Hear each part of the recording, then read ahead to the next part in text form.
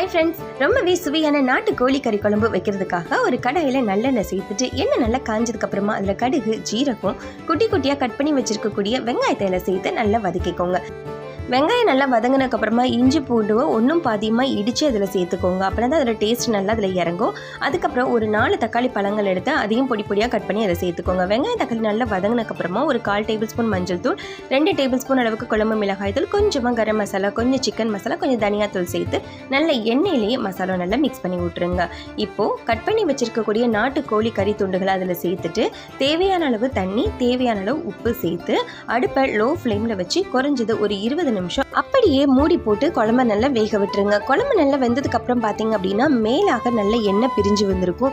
எண்ணெய் பிரிஞ்சு வந்ததுக்கப்புறமா நமக்கு தேவையான அளவு, அதாவது ஒரு 1/2 டேபிள் ஸ்பூன் அளவுக்கு மிளகு தூள் எடுத்து அது மேலே தூவிட்டு தேவையான அளவு கொத்தமல்லி தலைகளை தூவிட்டோம் அப்படின்னா சுவையான நாட்டு கோழி கறி குழம்பு ரெடி ஆயிடுச்சு. தேங்க்ஸ் ஃபார் வாட்சிங்.